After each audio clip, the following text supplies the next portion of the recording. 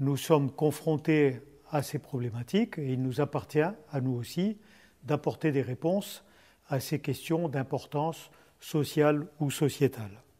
Donc pour donner quelques informations qui mettent en perspective l'importance de ces questions pour notre secteur. Je donne quelques chiffres, je pourrais en prendre d'autres, mais simplement en termes de présence physique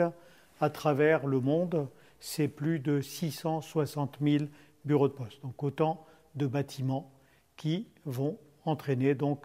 de la consommation d'énergie.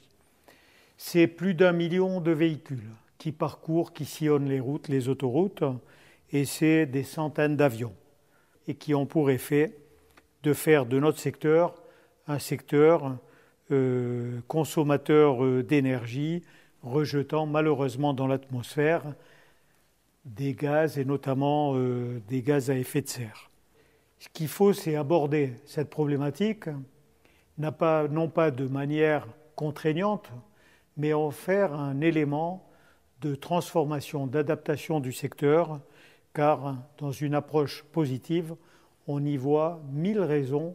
pour améliorer la productivité, l'efficacité, tout en étant socialement responsable et en apportant des réponses dans la réduction de ces émissions de CO2. Donc l'UPU maintenant devient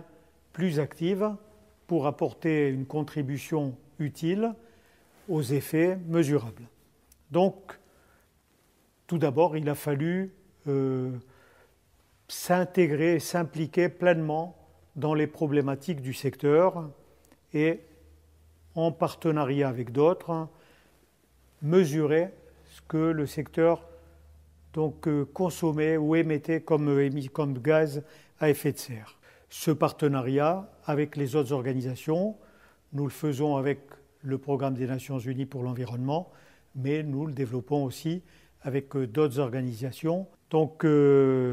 sur ce sujet également, nous travaillons sur des projets novateurs autour du concept de compensation carbone pour voir comment nous pouvons être exemplaires. Nous savons que ça a été un des sujets sur lesquels nous avons buté lors de la conférence de Copenhague, comment associer des pays qui sont industrialisés et donc qui consomment beaucoup pour assurer leur croissance et leur développement, sans pour autant empêcher les pays en développement qui, et de manière justifiée, veulent aussi accéder donc au développement, comment aussi donc mettre en place des actions de solidarité entre pays industrialisés et pays en développement dans le secteur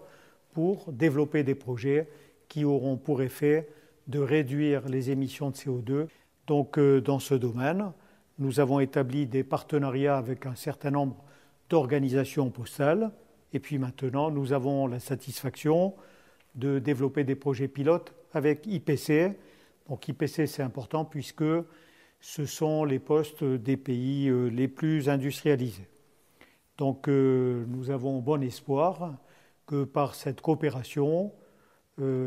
chacun a un rôle à jouer par les complémentarités que nous pouvons établir, eh bien, nous ferons de notre secteur un secteur plus performant et un secteur aussi contribuant à la réduction de ces émissions de CO2, à la protection de notre environnement, mais aussi en ayant pour souci l'avenir des générations futures. Voilà, donc, je crois qu'on peut se féliciter de ce partenariat avec IPC, qu'en rejoignant nos forces, nos ressources, qu'en faisant jouer les meilleures complémentarités entre ces organisations, eh bien, nous pourrons être fiers d'avoir apporté une contribution positive dans un secteur qui a une responsabilité particulière au niveau international de par le poids que ce secteur représente.